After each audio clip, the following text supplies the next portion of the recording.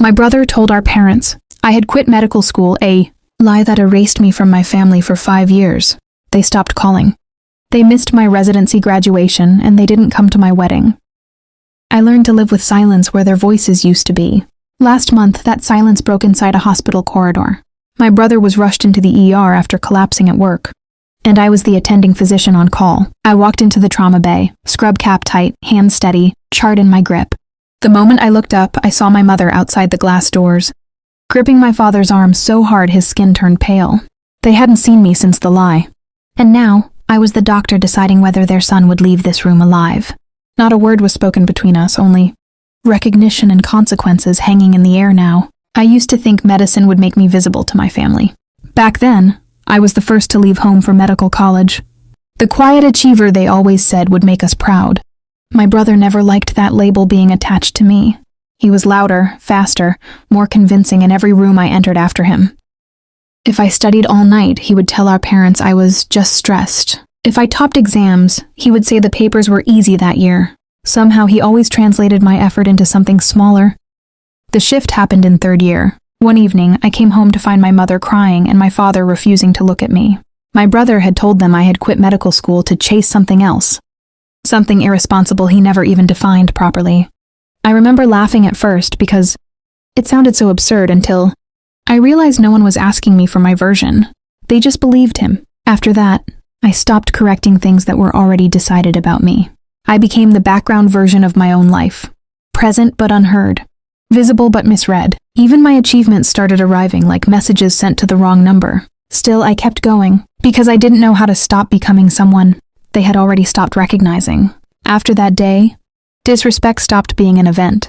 It became a pattern that lived quietly in the house, without ever needing permission. When I called home during exam season, my mother would answer after 3 rings, already distracted, as if I had interrupted something more important. Her questions were short, mechanical. "You're still studying?" Never followed by "How are you doing?" My brother's voice always came through the background. During those calls, laughing, explaining things, being listened to without effort, I would hear my father respond to him with the same tone he once used for me. Warm, certain, proud, but never toward me anymore. When I came home for short visits, there were subtle adjustments in the house. My seat at the table felt slightly farther from the center of conversation. My opinions arrived too late, already replaced.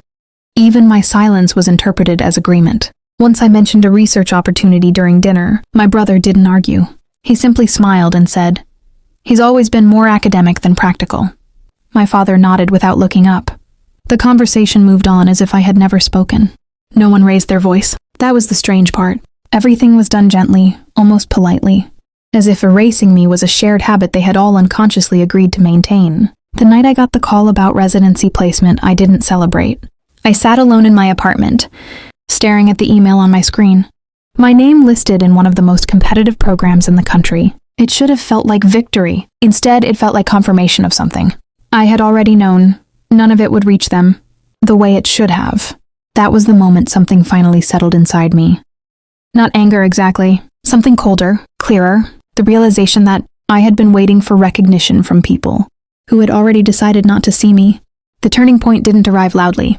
It came quietly, like a door closing that I no longer tried to hold open. I stopped calling first, stopped explaining my life in pieces small enough for them to digest. And when the invitation came for my residency graduation, I didn't insist. I didn't remind them. I simply let the silence answer for them the same way they had taught me to accept it. On the day I walked across that stage, I saw empty seats where family was supposed to be. I remember adjusting my gown, not out of sadness, but out of alignment, like something in me had finally shifted into place. That was the day I stopped hoping they would arrive. After graduation, I stopped thinking in terms of confrontation and started thinking in terms of records. Medicine teaches you early that truth isn't what people feel. It's what is documented, time-stamped, and signed. I built my life inside that logic. Every evaluation, every certification, every publication sat in systems my family never bothered to verify. They had believed a single sentence from my brother years ago. I made sure I became someone who could only be understood through evidence. At the hospital, I worked without drawing attention.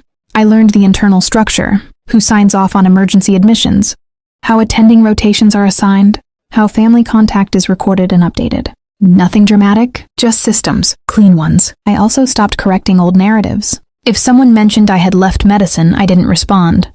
Silence, I realized, is often mistaken for confirmation. When my brother's case file appeared on my schedule, I didn't request it. I didn't need to. The hospital assigns based on rotation logic, not personal history. Still, I reviewed everything twice: labs, imaging, prior notes, because precision mattered more than emotion. And quietly, I ensured one thing: every interaction I had, every decision I made, would exist inside a chain of accountability. No one could rewrite later with a story, not even family. The ER doors slid open just after midnight, and everything inside shifted into controlled urgency.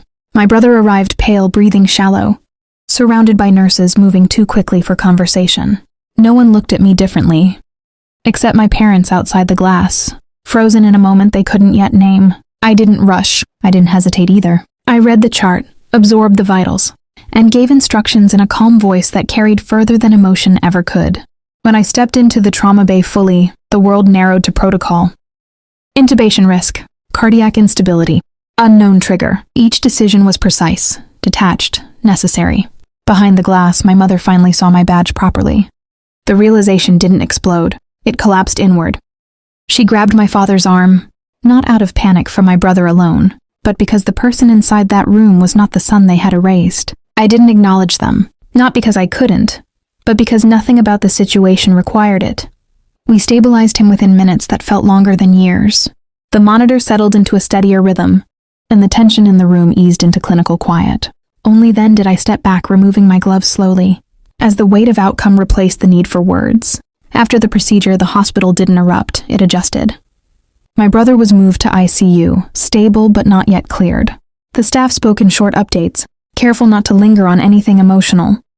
In their world, survival is only the first sentence, not the story. Outside the unit, my parents stayed longer than they needed to. They didn't approach me. They didn't leave either. My mother kept staring at the closed doors, as if looking at them hard enough could rewrite what she had just witnessed. My father looked older than I remembered, not because of age, but because certainty had finally left him. Word spreads in hospitals quietly, not gossip, recognition. Nurses who once addressed me formally now looked at me with a different kind of silence, the one reserved for competence that doesn't need validation. No one mentioned the past out loud. They didn't have to. It sat in the space between every glance. My parents avoided in every report I signed. I understood then that consequences don't always look like punishment. Sometimes they look like correction, of perception, of history, of who was believed and who was ignored.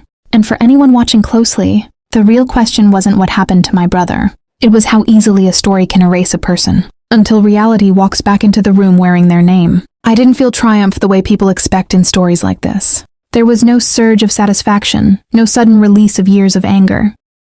What I felt instead was something quieter, like a long-held breath, finally returning to its natural rhythm. The version of me that had spent years trying to be seen by my family didn't disappear. It just stopped asking to be. In the days that followed, I continued my shifts as usual. My brother recovered slowly, with the careful progress of someone who had been brought back from the edge by systems and people he never fully understood. My parents visited less over time. When they did, they spoke carefully, as if afraid of breaking something invisible between us. They never asked me why I didn't tell them about my achievements. I never asked them why they didn't look for the truth sooner. Some distances once formed don't collapse. They simply become part of the structure of your life. I still walk the same hospital corridors. I still make the same decisions under pressure. But now, there is no internal negotiation between who I am and who they believe I am.